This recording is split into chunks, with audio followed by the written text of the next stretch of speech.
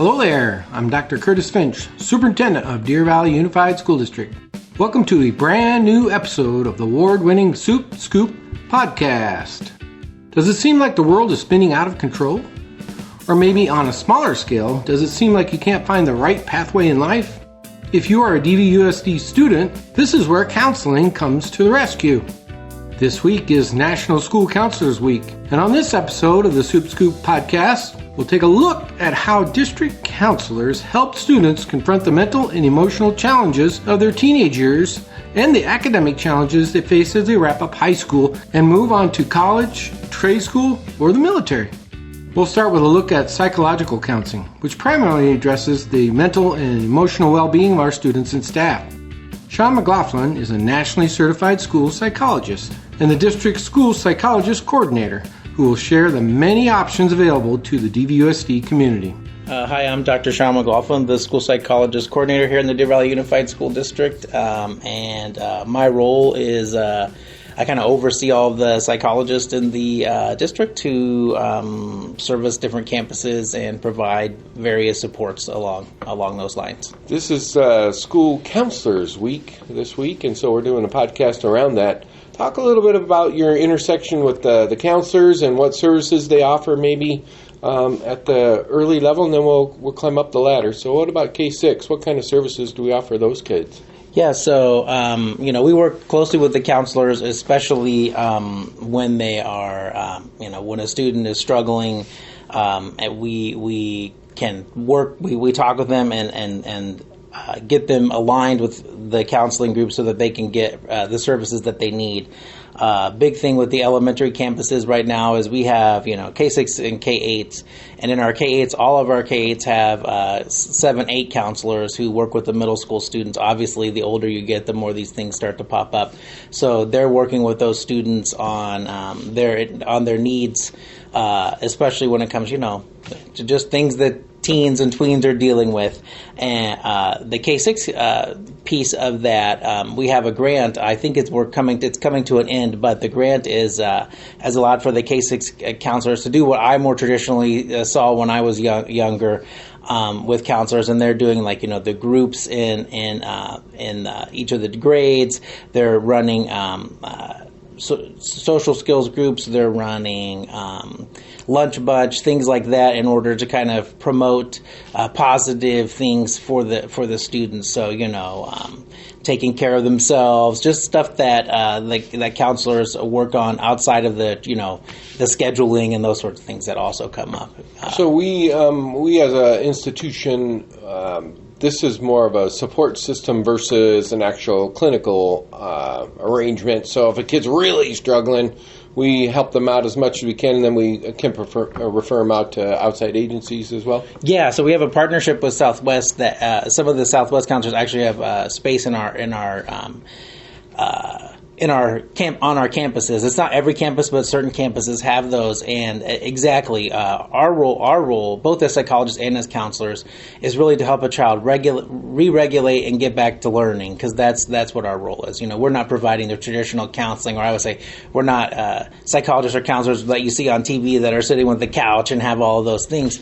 We instead are trying to help regulate that child and get them back to class. If we're like, this child has a lot more going on, we still try to regulate them, get them back to class, and then behind the scenes we're saying, hey, let's make this referral to those agencies that you were talking about. So, for example, Southwest, we can make a referral, and depending upon where a family is, they offer sliding scale, or if a family's on access, then they can see them free of charge.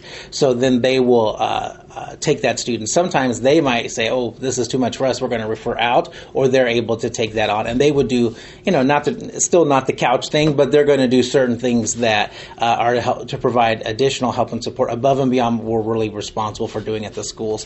And we don't need to take it there. We're just trying to get them regulated and back in class, if that makes sense. I think that's probably the most important thing I want people to understand is that, and I explain this to a lot of folks that I intersect with, the whole reason why we have counselors, psychologists, etc., these support systems, is to help the student to be able to regulate themselves. That's really the key, because you don't have enough counselors, you don't have enough police officers in society. People have to obey the law on their own to be a contributing member to society. I think that concept plays well in the school environment. We're here to help the kid learn to take care of themselves. Right, yeah, and so that's like what those K-6 counselors are doing is they're kind of doing preventative stuff, try to teach them those skills before they get to that point. And then sometimes what you'll see with later on is maybe some of those kids missed it, so we're doing exactly that, which is trying to help them provide skills and tools to regulate themselves so that they don't need to have us. And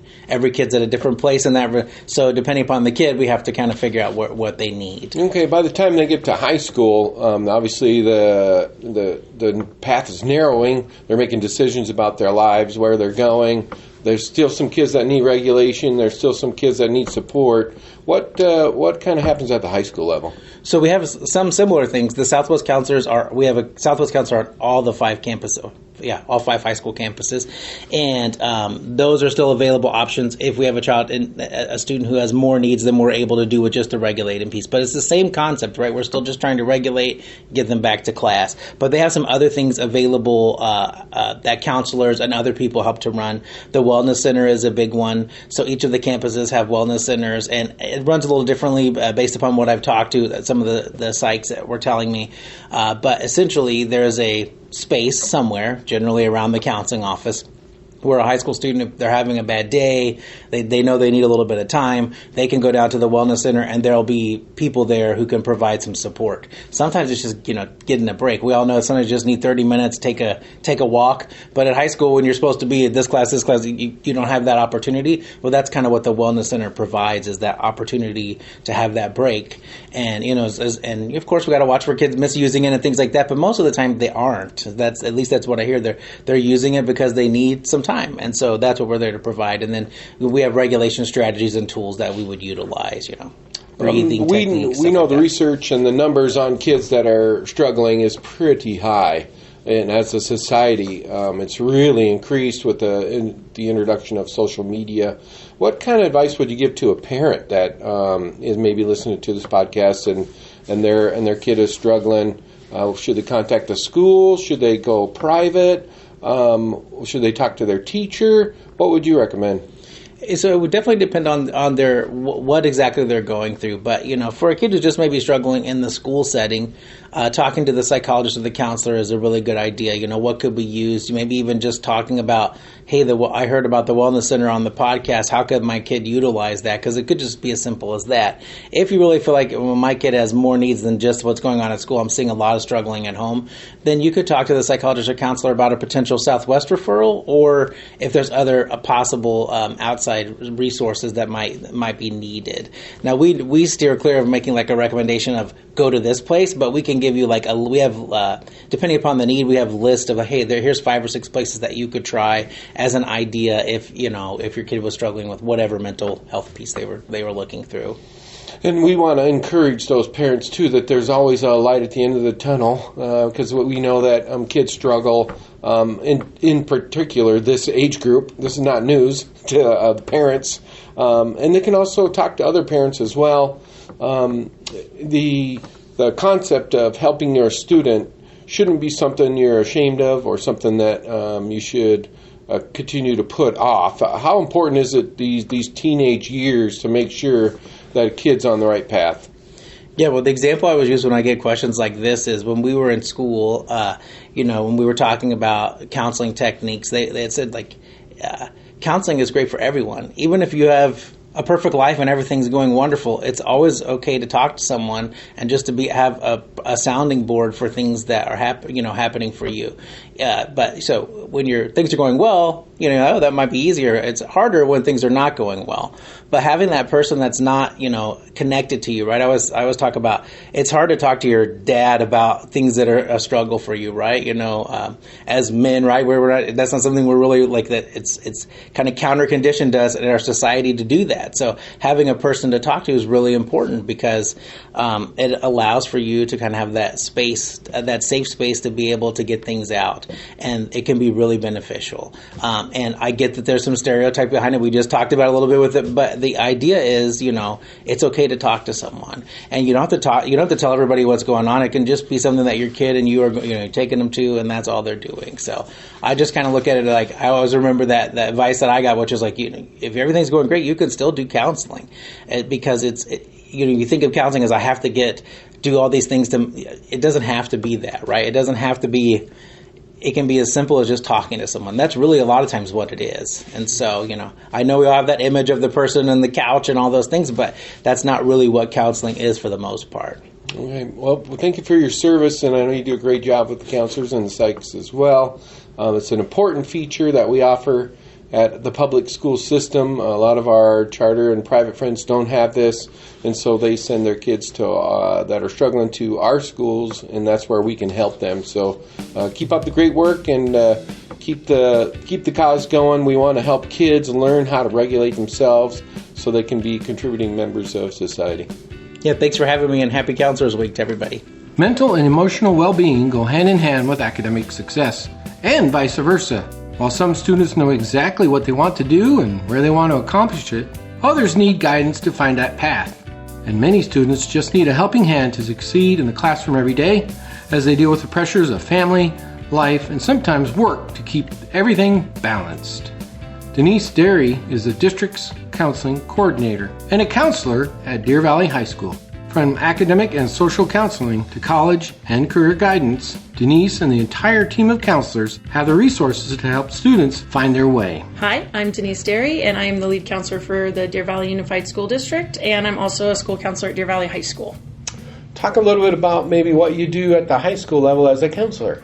So I happen to wear a hat of academic counseling, so I do a lot of support with academics. So we try and make sure, starting freshman year through senior year, to make sure kids are on track graduation-wise, make sure they're passing their classes. Every class translates to a credit, and so at the end, they have to have 22 credits. So we have to sit and talk and make sure that we plan accordingly. So freshman year, they can earn 6 credits. Sophomore year, they can earn 6. Junior year, they can earn 6. And if they're lucky and they're on track, they only have a half-day senior year. And then 22 is the total. So that's kind of what we do in a nutshell. It's kind of the quick and dirty, but that is what we really do, is mostly focus on if you're failing classes, how do we get you to pass them? How do we make up credits? We really work on that kind of pathway with students. I think that's kind of the biggest bulk of what we're doing when we're working with our students, especially at the high school level. So if a kid falls behind and doesn't get their 6 their sophomore year, and what do you do then? So it really depends on the class. Okay. We have summer school options. We have night school options. They can also retake it the next school year during their day. Because we have that little bit of a wiggle room senior year that we like to call that 2-credit wiggle room. If a student needs to make something up, we can shift something to a later year so that we could still get it all in 4 years. It's when we get beyond those 2 credits that we're kind of working with that we have to really look at more summer options and things like that. What about kids that are coming in from the outside that are not Deer Valley kids? I imagine that is very similar to the college concept where you have to check and see if this fits. Absolutely. Definitely, depending on what state they're coming from, they may or may not have the same graduation requirements that we do. So we really have to look closely at their transcripts and see what have you taken. We do require in our district the half-credit PE and half-credit of health. Health is not always something that kids come into us with. So that's always something we have to kind of navigate with a student if they're transferring to us. Some states don't require as many years of math.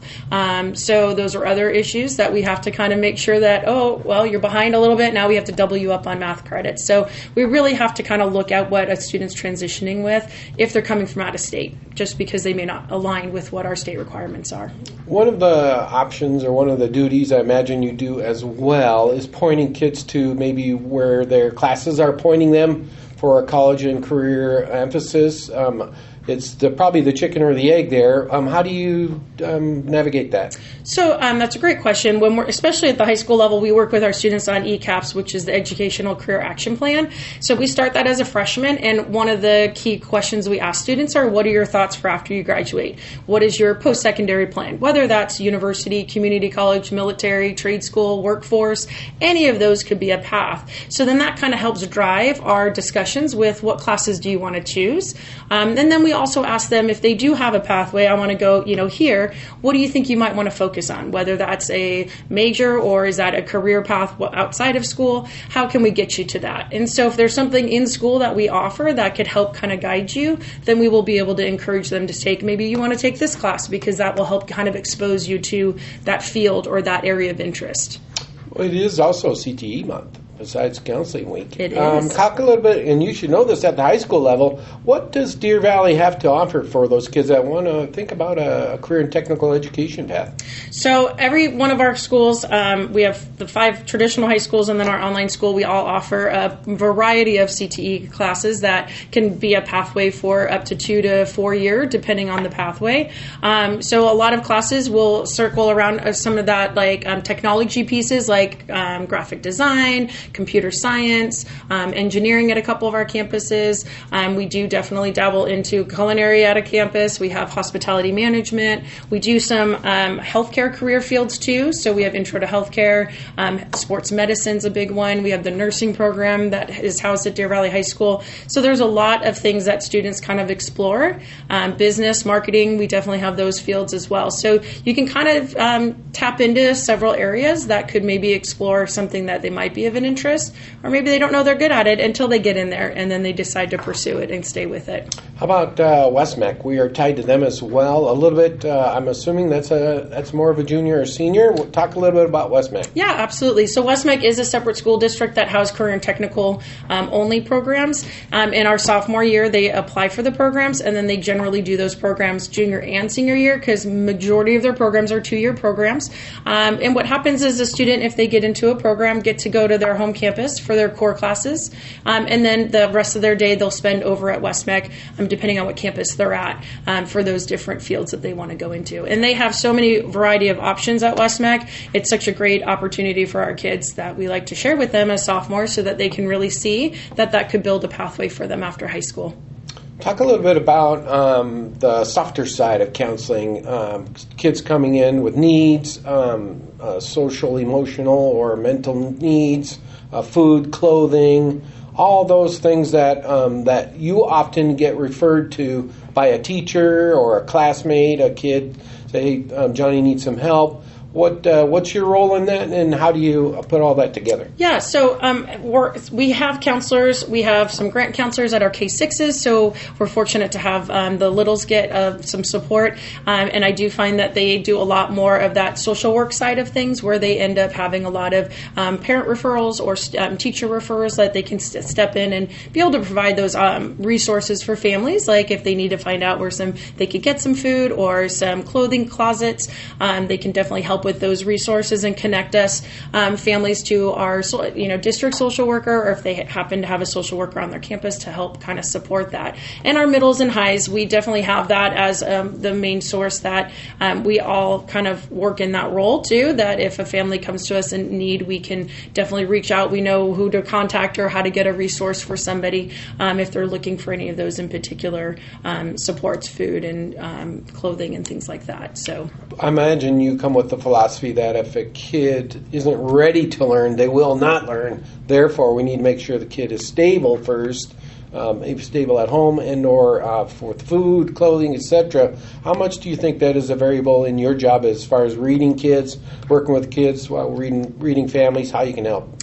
Absolutely. That makes a huge difference for families. And I think just being, especially since we have, for the most part, somebody at the K through K-12, having somebody available that students feel comfortable with, being able to come and share and talk and know that somebody cares about them and is there to listen and help support and find resources or things to kind of help that student feel more comfortable so that they know school is a safe place to come to and that we can get them in a place to hopefully learn, because obviously that is our goal, is to make sure that they're learning when they are on campus with us.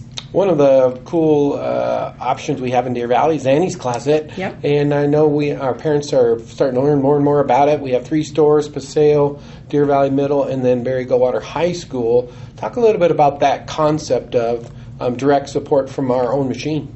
I think it's great because it's right in their backyard. And I think just having that option right on campus or right in their neighborhood that you can send a family to right away, I think it makes the families feel a little bit more supported and maybe not as ashamed to ask for help, and or students that you can just walk them over and be able to provide something for them.